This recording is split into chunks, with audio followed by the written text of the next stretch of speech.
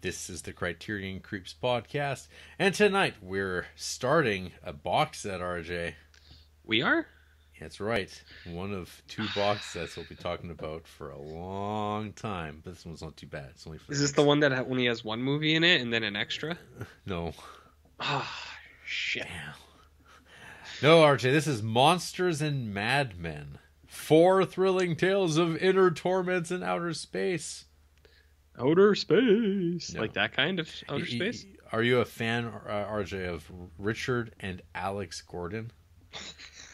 The producers. Two of the best Gordons around. These 4 films, 2 of which we're talking about tonight in part 1. First Man in Space and The Haunted Submarine, both from 1959. The Haunted Submarine? Do you mean the Atomic Submarine? The Atomic Submarine. Jarrett. Oh boy. You almost had a lot of people commenting on the YouTube. Is it The Haunted Strangler? Haunted Strangler. Yes, Yes. I don't care. You call this movie big shit pipe if you want. I don't care. Maybe I will. Big shitty pipe. Big shit pipe. I'm just saying. I know a lot of people on the internet. Yeah. Whoo. Yeah, you know what I mean? They get hot. They get hot. So tell me about the big shit pipe. Yeah, there's nothing haunted about the submarine. There's barely anything even atomic about it. Yeah, I didn't understand that reference either. I was like, is it powered by it, like atomic stuff, or nuclear power? Doesn't seem to be. We'll talk. Well, we'll get there to that submarine. So anyway, so RJ, I don't know. Have you ever seen this box set?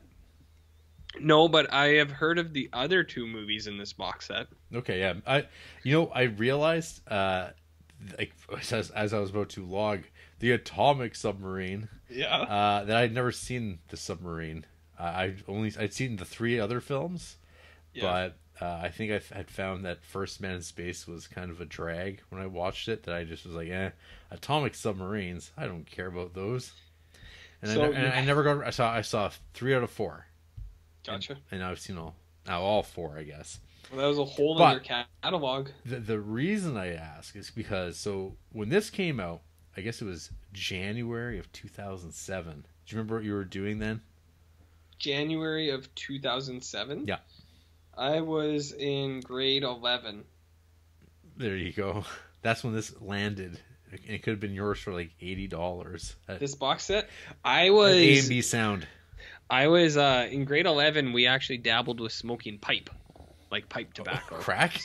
Yeah, not crack. Wow, it's like, that's a pretty, what school did you go to? The Catholic one. No, we are actually smoking crack in grade 11. That was the year we dabbled in pipe tobacco, and it was a fun year. Yeah. So we thought we were super cool. 17-year-old kids walking around smoking pipes. Okay. There was no fedora to be found. Not one? Not a single one. What about a flat cap? No. Well, what do you mean by flat cap? Like you're, I don't know, going to the derbies. No, not one of those. There was a lot of FUBU suits. And like flat brim baseball hats. These were the dudes smoking the pipe tobacco. I hear ya. Dudes in like matching tracksuits. Interesting.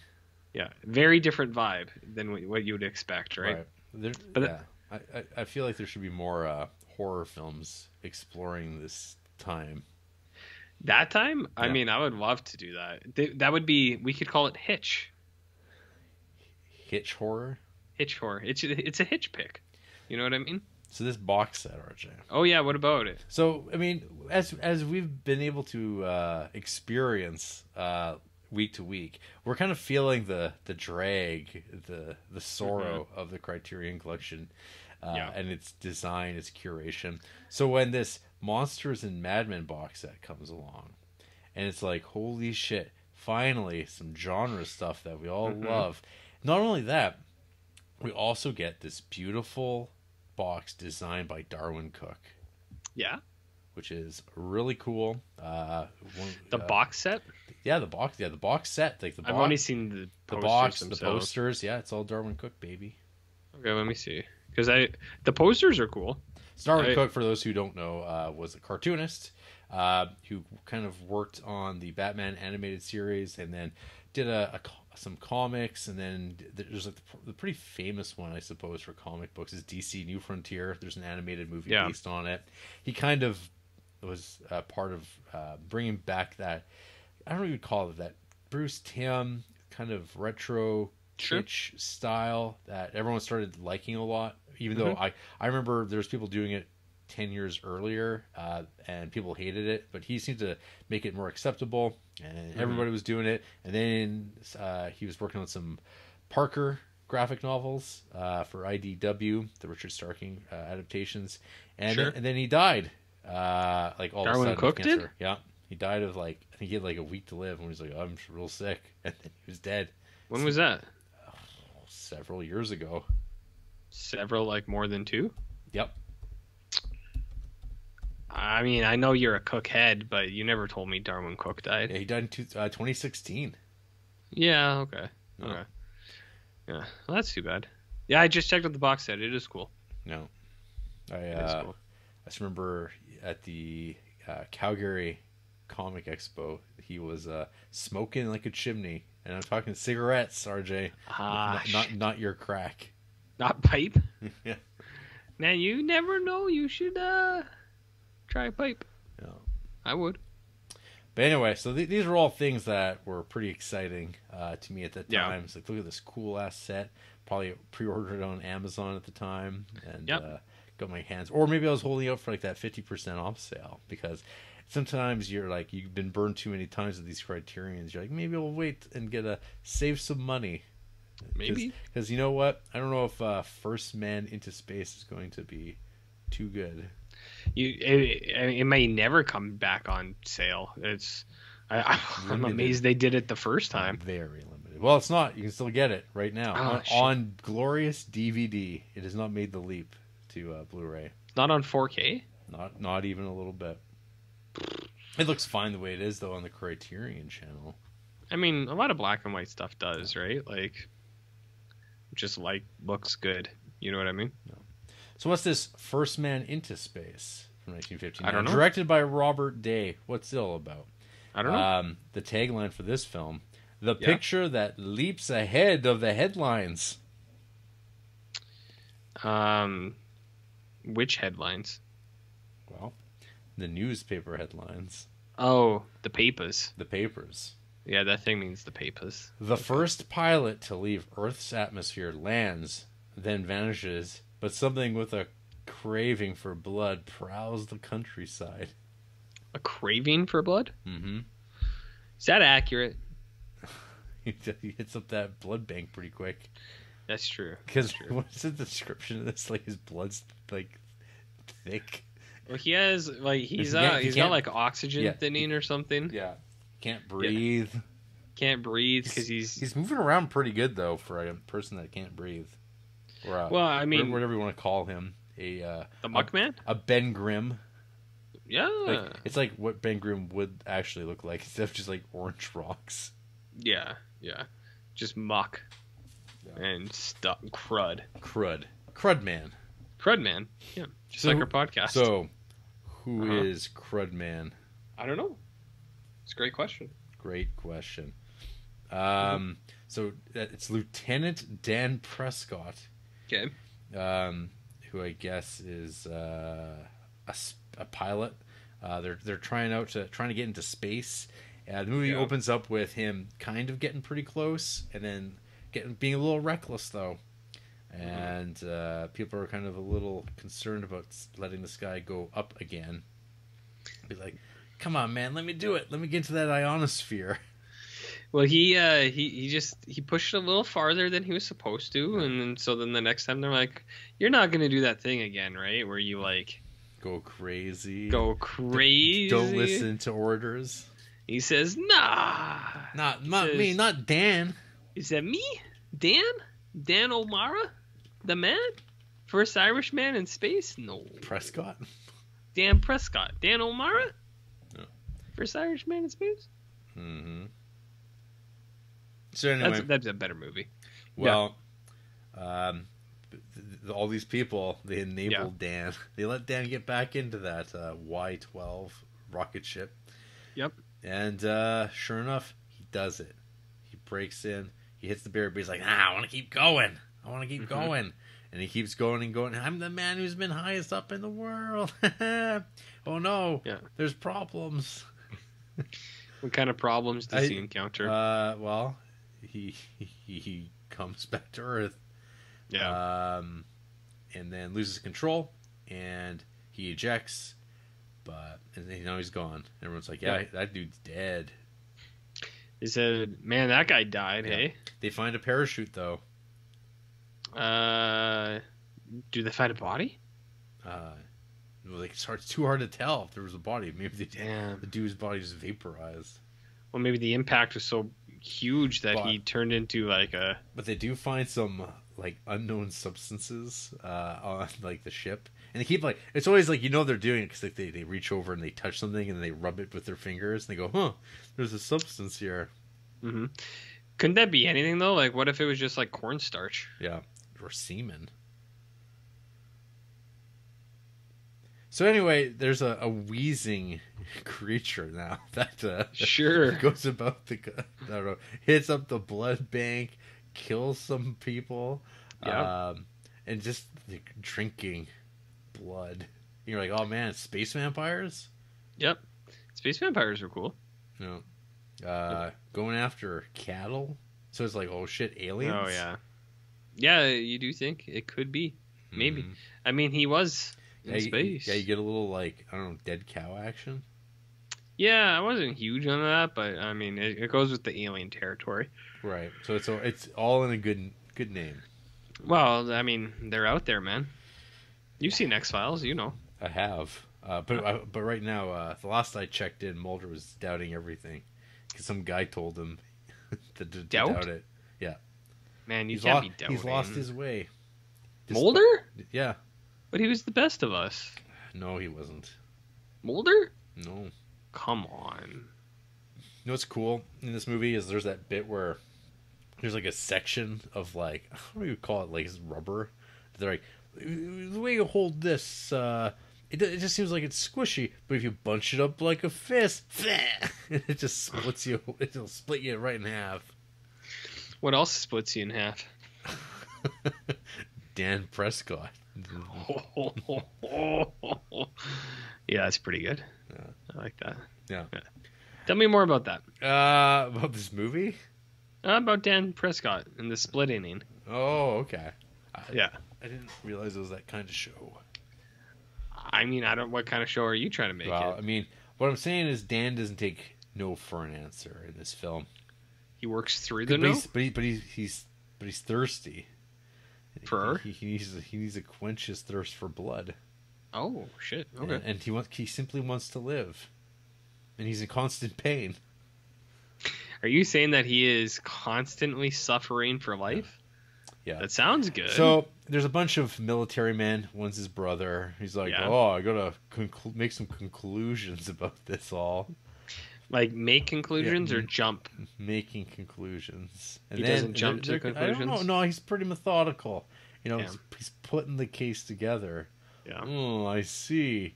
This all seems quite inevitable. Oh, Dan had a fiance or wife or whatever, and she's real sad about this. And you're like, she was sad about it? Yeah. So anyway, there's some car crashes. Yeah. Again, more cops get messed up. You get there's that cop, the way he flicks his wrist when he's shooting it, like he's flicking bullets at people. That's kind of cool, though. Yeah. I feel like that's how you would shoot a gun. Probably, because I'm an idiot. But no, this is supposed to be a police officer. No, I described it as cool, who's trained to use a gun, and he's shooting it like me. I described it as cool. I never said idiot ever. I think that's a cool way to shoot a gun. Wow.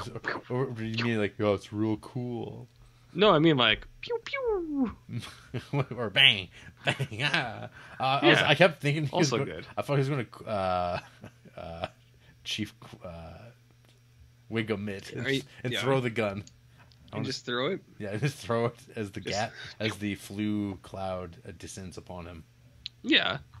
I think that's also cool. Right.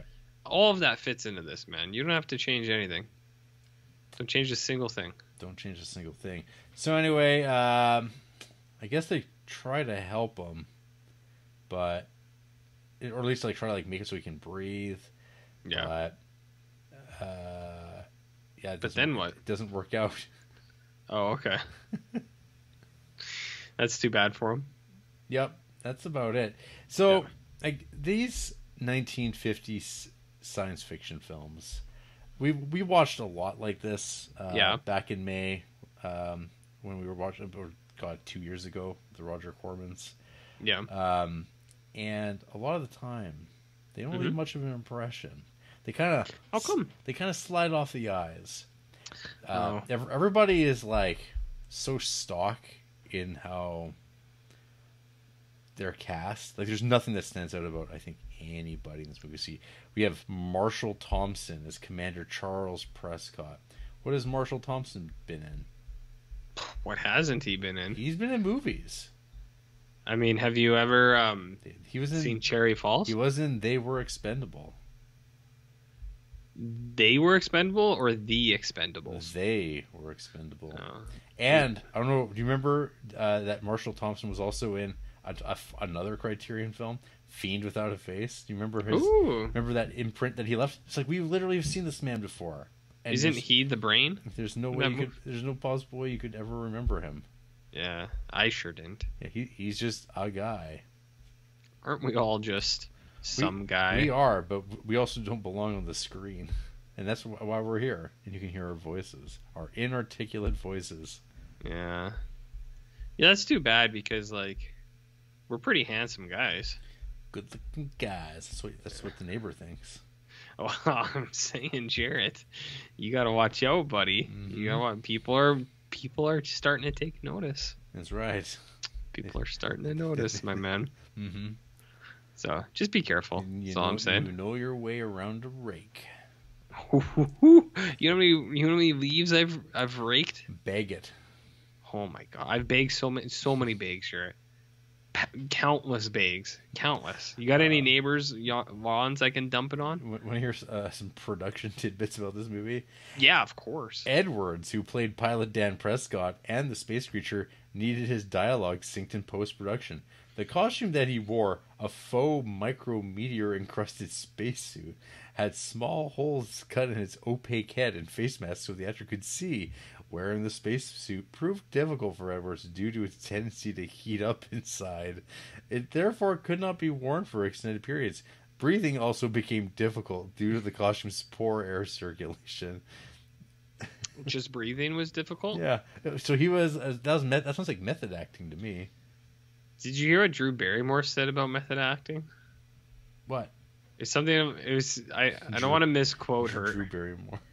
It's something about how method actors are like dumb or like boring people who don't have sex. Damn. It was something like that. Damn. She said it, dude. She said it. She said it. So who are we to judge? You know. Anyways, what were we talking about? Well, Leonard Maltin awarded the film 2 out of 4 stars, stating that the film was better than its description sounds. What high praise! Yeah.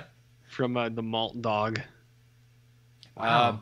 So Jamie S. Rich from CriterionConfessions.com, who I also believe is the founder of Oni Press, the comics publisher, called it harmless fun and complimenting the special effects as dangerous fun. Mm-hmm. And complimenting the special effects simulating outer space. Jared, could you give me an example of dangerous fun? Smoking crack. I mean, at the movies. What's an example? Because she said this was harmless fun at the movies. What's an example of dangerous fun? At the movies. Joker. You don't know who's waiting to teach the world a lesson. Wow. Well, what would you call someone like that? Remember that? Remember when that was the Warner Brothers was marketing it that way? How would you describe such a person? So RJ, I don't know. Yeah. First Man into Space. Not crazy about this movie. It's sort of I don't know. Harmless matinee fodder. I don't know if I would call it fun. I don't really plan on watching this ever again. You wouldn't describe it as fun? No. Well, you've seen this movie twice now. It sounds like a lot of fun. By my hand was forced. The first time I was like, sure, let's find out. It sounds like it's got a monster man in it, and then you get the monster man. And it's like, yeah, he's all right, I guess, but they don't do a lot with making that interesting. There's no cool staging of anything that he does. He just shows up, and then it's like, oh, there's no tension. You don't feel like anyone's being stalked around or like, oh fuck, something exciting is going to happen. It's very like matter of fact. There's nothing about it's a very well photographed movie, I will say. Sure. There's a couple of times where I was like, oh yeah, I mean, that's a nice hallway. They're really lighting that monster man coming down the hall. But there's like, yeah, like, don't just shoot it that way. Do some visual storytelling, please. Sure. Yeah, I don't know. This definitely does feel like I don't know, like the most generic 1950s comic that you could probably come up with. But in film form, not much to, like, there's nothing to, like, say, well, there's, like, a Ray Harryhausen cool-looking effect. Mm-hmm. It's kind of like, yeah, this is, like, an independent movie, British-American. It's even got, like, the most generic title. You know what its working title was? Truly the First Man in Space? Satellite of Blood. Oh. Yeah. That sounds so cool, well, but this movie would have disappointed so many people. They might have been sued for false advertising. Yeah, like, that sounds so good. I would watch that in a heartbeat. In a heartbeat. But it's not that, so that's too bad. So anyway, yeah, RJ, what did you think of First Man into Space? Doesn't really hit the high notes that Blade 2 does. And the reason I'm bringing that up is because that's another movie that has a blood bank scene. Pretty similar blood bank scene, don't you think? Nope. Jarrett, I don't think. What happens at the blood bank in Blade 2? I don't remember. Excuse me? You don't remember? I don't. Blade 2? I don't remember the blood bank scene, and I don't really remember much about Blade 2. Well, that's just your bad Except dude. for what Harry Knowles had to say about it. Yeah, exactly. I mean, this is the kind of thing that's up my alley. Like, yep. I do actually really like 50s sci-fi. I don't know what it is. It is the old man charm of it. Like, I watch these on a Sunday afternoon, which is the perfect time for these movies, you know? Kind of like putting around your day, sitting down on the couch, dinner's getting cooked. You're not doing it because you're a lazy piece of shit husband who doesn't help with dinner. You know what I mean, Jer? That's very 1950s of you. Well, exactly. And then you go, baby. Go work on the car in the garage. Say, I'm going to the pictures. Going to the pictures. Yeah. Gonna watch this new program of this First Man into Space. Sounds fascinating. Then you just go smoke some crack. Yeah. And then you come home and you say, "Where's dinner?" What were they doing back then? Maybe like shooting some heroin. I mean, I think it was just alcohol and abuse. There's definitely junkies, RJ. Yeah, but I think like the prime, like you could hang out with William S. Burroughs and the boys. Yeah, but I mean the modern American, I think, was alcoholism and like abuse. Yeah, was their go-to. So, anyways, this is the kind of thing that's pretty up my alley, and then like it fits in with the month, which is a rarity, which will never happen again. But the runtime, Jarrett, did you see the runtime? Yeah, I know, but it still felt long. It did. See, this is the thing. Sometimes 78 minutes. It's like holding up a flag. You're like, oh yeah, it's gonna be great, and then you're like, oh my god, why does it still feel like it takes forever? I mean, this thing could have been 50 minutes. And it would have been like, yeah, even better. So I don't know. Like I'm kind of like you. Like, I mean, I don't think there's any real First Man into Space like hotheads. They're just like, yeah, this is cinema. It's like, I don't know. When did like War of the Worlds came out? Like, I think even before this. Yeah. War of the Worlds came out in 1953, and that movie is incredible. So this thing's just a real sad kind of movie. Like, I don't know. I just like 50s sci-fi stuff. I think it's cool, and I like the way they play stuff out and like the fake science in it and things like that. But it is a boring show, and like Muckman shows up. He doesn't really do anything. He does break in that blood bank, and then he drives a car for a minute, I think, which is kind of cool. He's kind of like Art in that sense. You know how Art drives a car? Mm-hmm. Oh, Art. You know about Art, Jarrett? You know about that Art? Mm-hmm. Yeah. So he does that for a bit, and like I think it's kind of like what you said. It's like a 50 sci-fi comic or something. It is, I think, the bare bones approach to this. It's like, what if a guy went to space and he came back and his suit was all molded up and he was like a monster? I do. Sometimes you wonder if Stan Lee or Jack Kirby watched this in New York and went, "Yeah, we can make a comic book out of this, but it'll turn out well." They say instead of mud, this guy's gonna be rock hard. He's gonna be like a rock. What if you were as a family and one of them was elastic? Oh, and invisible shit. And just a full body burn all the time. You might have a bestseller in your hands, pal. No, Jack Kirby can say, I saw a man burn alive when I was overseas fighting in the war. What's a Human Torch? Some would say. Yeah. You never killed a baby. Is what I would say to Jack character, Kirby. Human Torch I made, but he was a robot before. And he says, and all was well on that front. Remember Toro? I do. I know Taurus Bulba. Yeah. Do you know about Taurus Bulba? Only from you. Oh, okay. Sam Sanchez has seen Taurus Bulba. Yep. So you can ask him about it. What was I gonna say? Yeah, I don't know. I've dabbled in these 50 sci-fis. Some of them are absolute bangers. Some of them are just okay. And then you have stuff like First Man into Space where you're like, I don't know. There's nothing like outright like stinky about it. It's just not a great show. Like, no. Just like a couple dudes in a room for 70 minutes talking about atmosphere, and you're like, all right. Yeah. The ionosphere, the Googosphere. It's like the spheres they're like made up. Like I don't think some of those spheres even exist. Mm-hmm. You know what I mean? It's like they got a couple of assholes writing this. I mean, making things up. Did they even talk about the mesosphere? I don't think so. Mm-hmm.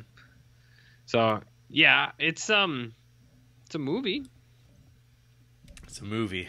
I do think the kind of climax is the end where he does actually kind of state to the camera basically, and I truly was the first man into space, and then credits, and you go, wow. Dun, dun, dun, dun, dun. See, that's how they decided to end it, eh? So that's cool. That's a good show. That's cool. No, it's a good show. And then same year, we've also got The Atomic Submarine from 1959, directed by Spencer Gordon Bennet. Wow. Do you mean the Haunted Submarine? No. You don't? Okay. Just checking. Tagline for this film, RJ. Yeah. The screen spectacular inferno of the battle for civilization. Oh, wow. Wow. The battle for civilization? The battle for civilization. Screen spectacular, did you say? Screen spectacular. Inferno. Inferno, you said. Wow. Ships disappear en route across the Arctic Sea. Across it. Like straight across the Arctic Sea? Under the Arctic Sea. Holy shit. The layers to this thing. It says across it. I get whatever. But I mean, under is kind of as long as they still like cross it. I guess. I don't know. I think of it being a top. But let's approach from below. You always think about being a top, eh? That was a sex joke about Jarrett's preferences. And a submarine is sent to investigate. RJ, this is about aliens. This one is genuine. Where the other one? That's loose aliens, it's because not. like unless it's like space fungus, then that's bullshit fungus. That's bullshit aliens. What is venom? And that's a symbiote. What's a symbiote though, if not a fungus at heart? There's a planet of the symbiotes, so yeah, it's a fungus planet. Wow, it's a symbiote. It's no different from a mushroom garden. It's not a fungus. Yeah, it's a symbiote. Mushroom. Don't call venom. Don't call venom a mushroom. What is he gonna do to me that he hasn't already taken from me? He'll eat your brains. I've already seen Venom. What other damage could he do? Wait till Venom 3 comes out. I don't think Venom 3 comes out. RJ, have you ever seen such a spacious submarine in your life? Yeah, only once, but it wasn't really a submarine. It was a submarine-themed restaurant, and it wasn't real, but I dreamed it one night, and there was a lot of space. It was called Hogan's. Ooh, like Hogan's Heroes? Mm-hmm. Yeah, that'd be cool. Yeah, what did they serve there? Submarine sandwiches. Perfect.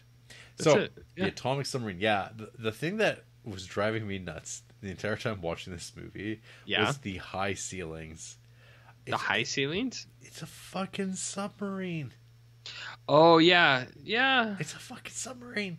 There's no room. That's like the most obvious thing you can do with your submarine movie is make it claustrophobic. It's actually part of the reason why submarine stuff is like, oh, these guys are out there risking their lives being in this, like, being uncomfortable. It's an underwater tomb. And then you're like at the mercy of the elements. Like, there's supposed to be tension in that inherently. These guys are just chilling. So, Jarrett, do you remember one of the worst movies I've ever seen, Hunter Killer? Yep. Submarine film? Yep. So in that movie, there's a scene where like the submarine moves. It's like, doo, and then everyone in the sub kind of leans forward, and you go, "That's dumb." But they're talking about like the physics of being in a submarine. This movie had no physics, eh? It's just like, oh hey, we gotta go check that out. It's just that thing over there. There's something blowing up ships in the Arctic lane for commerce that does not exist. Not yet. It still doesn't, because it makes no sense. Because this is something that I've actually read about, the Northwest Passage. It was the whole thing, the Franklin expedition. It's about they thought that they could open up a trade route through the Arctic during like the summer season, but then it turns out that's a terrible idea. But in fact, now, because of climate change, there's so much fucking melting that you could run ships through it, and they still don't do it because it's completely impractical. But here we are with this idea that finally, in 1959, submarines will do it. And you're like, they didn't do it. So it's like, this is a strange thing to be like, hey, America, we did it. We actually did conquer the Arctic, and we just shipped through it. We don't even talk about, like, fucking Canada. We don't talk about, like, waterways and the fact that you can't just do what they're suggesting. It's like, there's no preposterous. Do your research. Alien versus submarine movie. Well, Jarrett, I mean, felt a little sloppy to me. You thought it was sloppy? Yeah, I don't know. It's like the I mean, again, a lot of people have mentioned in the comments on Letterboxd about this. It's just like the U.S. Military imperialism on display, and it's like. Oh yeah, there's a lot of that in this. That's fine, but the movie's dumb as bricks. Like Give me an example. Other than the ones I just gave you. Yeah, tell me about submarines. Tell me about subs. Wow, I mean, tell me about a submarine. I get that this movie it's cheap. It's a cheap little movie, so they're not going to have the most convincing sub. But you just shoot everything in close up, and you just work around that. It's like, why? I mean, I get that it's like. I think it's just lazy filmmaking when you're shooting everything in this like back far away thing with people just walking back and forth. It's like, I don't know, people don't dump on this movie the way they do on, say, like The Brain That Wouldn't Die. But the brain that wouldn't die. That movie wasn't bad. Is, I think way better than this. I would say. I agree. It's got weird perverts trying to get stripper bodies for their decapitated girlfriends. I mean, that's. Are you talking about Frankenhooker? No, but it belongs to a great tradition. Oh, I see. I see. Yeah, that was a sequel to Frankenhooker, right? Mm-hmm. Spiritual sequel, they call it these days. The prequel. Yeah. So you're telling me that you're a real big fan of Atomic Submarine. So, anyways, this is what's the plot we've got going on here? As I already mentioned, they are like, hey, something's blowing up ships, and I feel like I've seen this movie before recently, but sometimes it has like giant monsters in it that are doing it, Harryhausen style. But no, And then they're like, "Hey, what's this?" I think that's an unidentified flying saucer. What do they have to do to identify it? I don't know. They just go, I think that is what that is. Yeah, I'm pretty sure that's from outer space. That's it. And it's like, well, I mean, thank you, scientist. I mean, they weren't wrong. No, it turned out it was exactly right. They weren't wrong, man. So like, we got to give them some credit where it's due. Yeah, they were kind of on the market, although they kept calling it a cyclops, which I didn't like, because it had like a window eye, and they're like, look at the cyclops, and it's just like, yeah, but it's like a whole ship, dude. Yeah, you know what I mean? Mm-hmm. I don't know. That's just like my opinion, man. That's just your opinion. Yeah. So anyway, they're looking for the UFO. There's some back and forths. You know, there's talk about running silent, running deep. Like still waters? Yeah. Sure. Oh shit! Is that a metaphor? Like metaphors. And that one went right over my head, Jarrett. Right over my head. That's too bad. Yeah. So you liked it, eh? So anyway, they eventually catch up with the UFO. Yeah. They board it with because they have like their own it's like the Defiant. Yeah, I guess. Yeah. Since we're talking about Brandon Braga tonight already, we can talk about the Defiant. Yeah. So people will piece that together. They have a shuttlecraft. They do have a shuttlecraft, and they take that over to the UFO. They get in there, and yeah, you get some interesting closing orifice doors within this ship. Could you describe what you mean by interesting? Because I saw someone else, a listener of the show, describe them in a certain way. I thought those were normal doors. Could you fill in some gaps for me? Well, some might say that it resembles a part of the female anatomy. Some might say the vagina. Some might say the clitoris. The what? The clitoral hood. But okay. I don't know if I'd go that far. But it was definitely like, yeah, it opens up and it kind of pinces off. It's like an aperture. Okay. Two folds. Okay. But they can get you. They can kill a man, RJ. It's very symbolic. Is that like saying that like a woman could kill a man with her womanly charm? You know about the dentata? I don't. Could you? Well, you could check out. Fill me in? Well, maybe next week on Ghoul School, you should check out the film Teeth. I had Teeth on a flash drive for like 10 years, I think it might be on Tubi now. Yeah, I had it in my possession for many, many, many years, and I never checked it out. Mm-hmm. I told a lot of people about it. Mm-hmm. Were you afraid? It's just too spooky for me, man. Too spooky. Worst fear. Too spooky for me, man. Women with power? Oh, broads? Broads? That emasculate me? With agency? With my Johnson? With my little guy? Oh, Bafangul. You know about that? Mm-hmm. You know about pizza pies? So anyway, you're kind of like, what is this movie all about? There's this it's about a submarine. There's this peacenik scientist who's like, oh my god, we're blowing up everything. What do you do in America? And America goes, fuck you, watch me, you idiot. Schmacks him. And then they show up. The alien just wants to start it starts killing people, zapping them, disintegrating them. People try to escape and they get cut in half. It's pretty cool. Off camera. Oh, not as cool. So anyway, this alien turns out he is a Cyclops. How'd they know? Speaks English. How'd they know? Telepathically. That's fine. Has no mouth. But what do you do, RJ, when you're dealing with a fucking alien?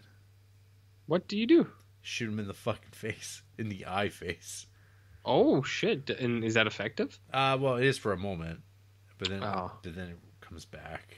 Like they get past that. There's a real sick cold line though when the one doctor asks "Hey, where did the rest of the boarding party go?"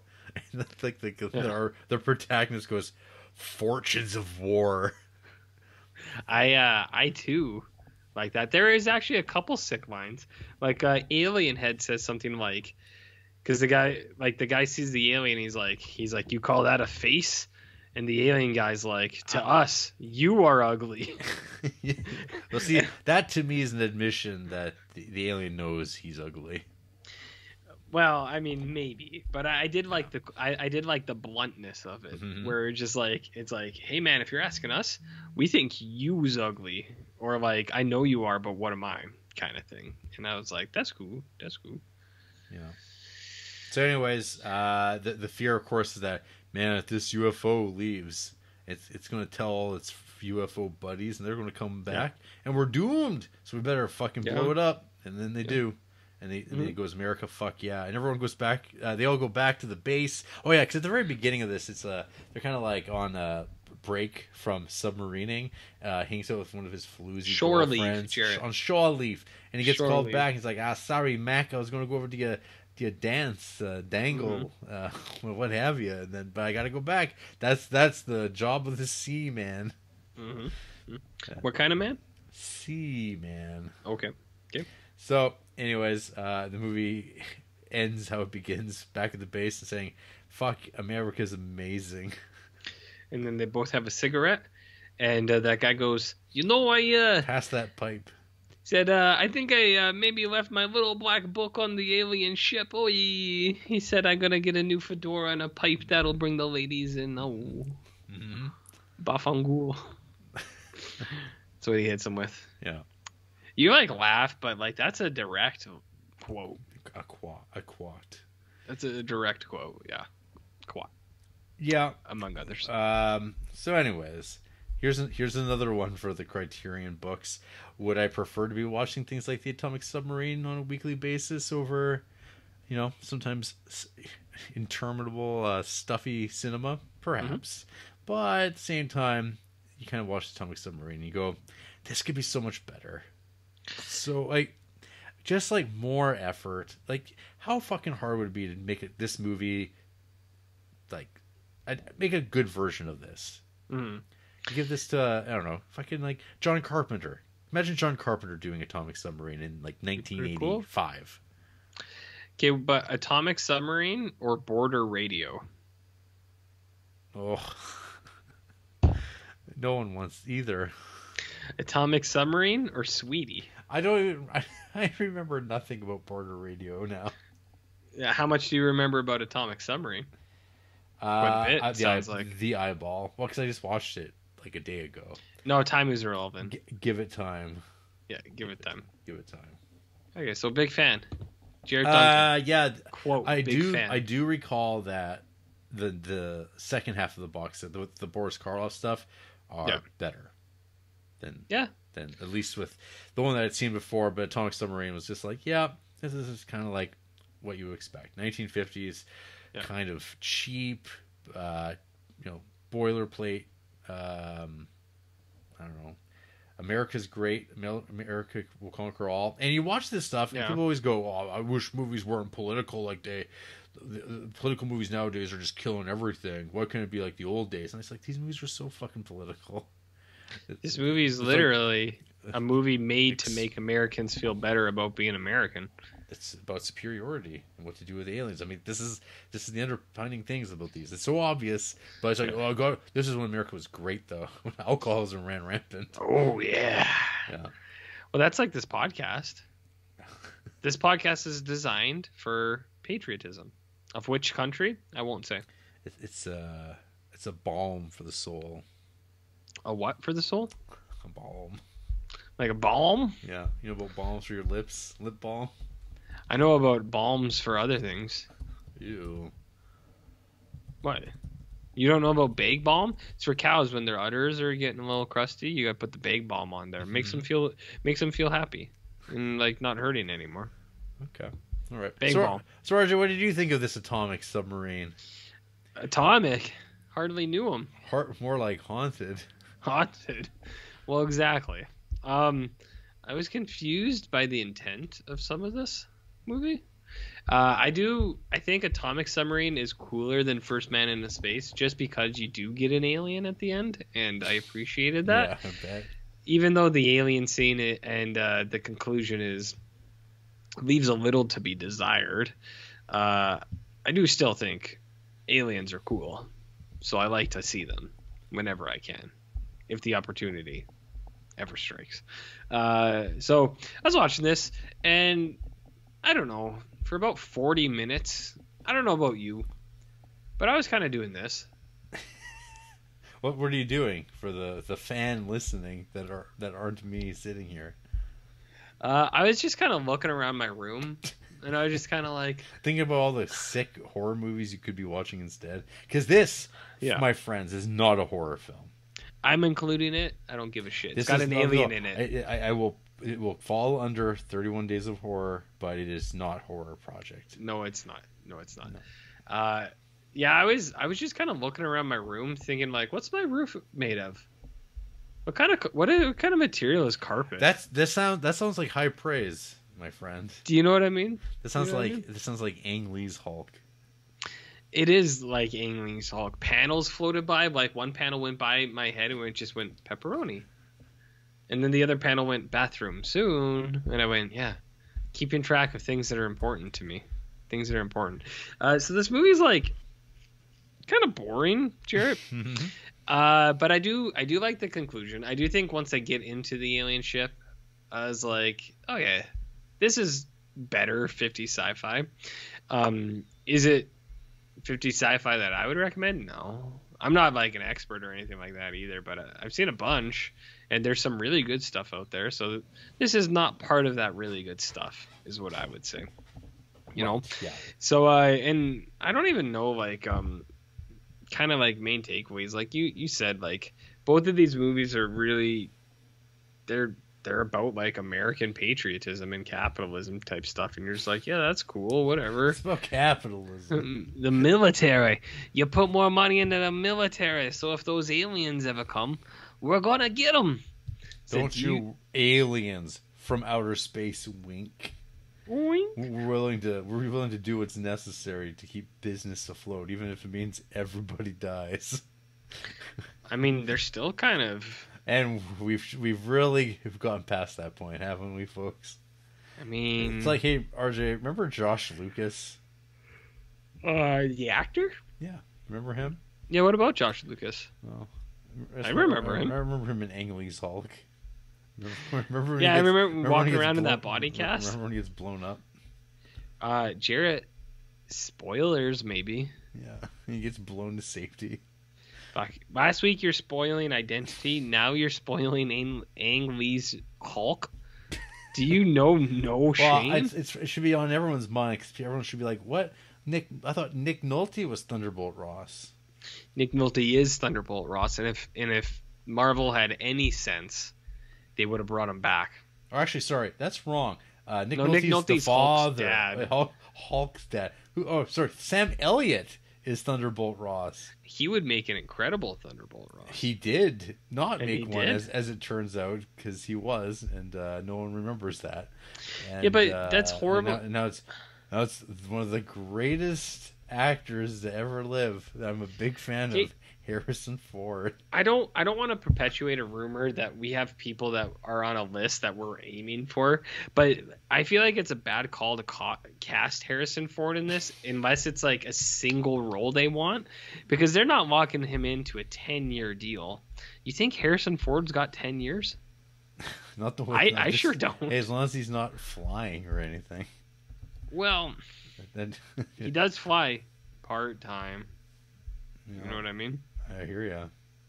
So, what hasn't been said about Atomic Submarine? You know, like influential sci-fi films. No, I like the alien. He's cool, but this movie is kind of dumb. Like what you said, just boring. Wow. Yeah. Huge. Oh, dogs. You hear those guys? Yeah, they heard you. They didn't like it either, man. No, they want to watch it again. They might. Yeah, they like the sound it makes. The movie? Yeah. What sound did it make? I don't know. That's what it sounds like, the dog through the walls. I don't know why you're listening to it so loud. Well, I wasn't. You want to hear from some people who hate these movies? I guess. Like, I find it hard for people to even hate this, because it's just like, if they hate it, they're probably like 50 sci-fi is really dumb, and it's just like, well, don't watch it then, because it's like I said, like, these movies aren't good, but I don't got hate on for them. You don't got the hates. Okay, so for First Man into Space, John Hex Carter. Jonah? John Hex. Damn. Missed opportunity. 1 star. Well, the German rocket scientist is definitely meant to be a former Nazi, so the theme of human loss of life in the name of scientific exploration kind of doesn't hit the way they probably intended to. Get it? I mean, coming from someone who has the Mario Brothers movie in their favorite films, where does the irony stuff in that, are we talking about like the Bob Hoskins? Bob Hoskins, yeah. Was it not jacked Dave Bautista? No, not that one. Well, do you think dudes like that, like, do you think that's genuine, or do you think that's irony? And if it is irony, it's like, where does it run its course? You know? Yeah. This person just gave Last Night in Soho 3.5 stars. Having never seen that movie, I can't imagine it's more than a 1-star film. I just can't see it. Yeah, that's you have your own personal baggage with no, I don't. That film. What do you mean? I have no idea what you're talking about. Just doesn't look like a good. Yeah, it's a great movie. Great movie. Not as good as the first one though. So.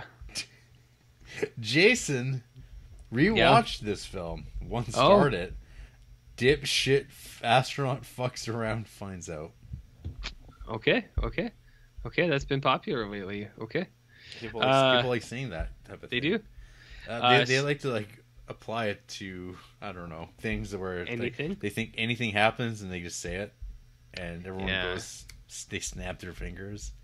Yeah, I know. They got him. Jason's a Hooptober participant. Like, is there actually a Hooptober 2022? I doubt it. I think that guy did do something, but like, he's too busy trying to sell his merch. Or maybe Monster. Is it the plumes come off the rose a little bit on the? I think like Letterboxd usership has dropped a lot though. I feel like. Well, if our listenership has dropped, Letterboxd usership has dropped, because those things go hand in hand, baby. Yeah, I think there's gonna be a dip. Yeah, until they, Oh, you want to hear another? Okay, this is off of. Is there anything interesting about this guy? No. One of their favorite movies is Tremors. That's cool. That's fine. Yeah, I like. So, I don't even care what this person actually is about, but half a star for the Atomic Submarine. Well, this is certainly a movie that was filmed. Yeah. Be better in your film criticism. That's just something that someone would say, though, online. Something. That's very online. That is something. Yeah, that's a thing. It exists. This person's from Canada, and they say, maybe I'm too generous with my ratings, but oh well. I'm just here to have fun, baby. Baby? They didn't say baby, but I threw that in for my own personal charm. Okay, what about this, though, from The Futurist, 1 star? This sinks.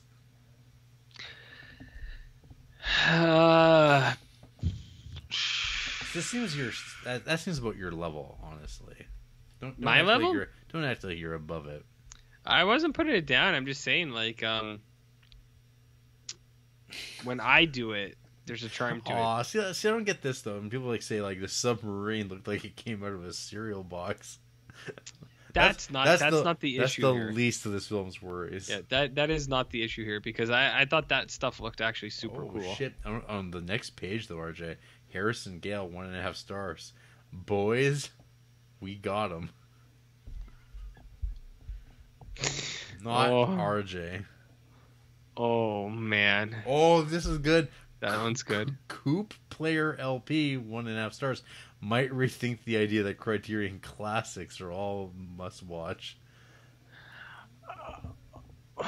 If only that person could find us, and they just listen to 1 episode, and we'll tell you up front. Don't watch any.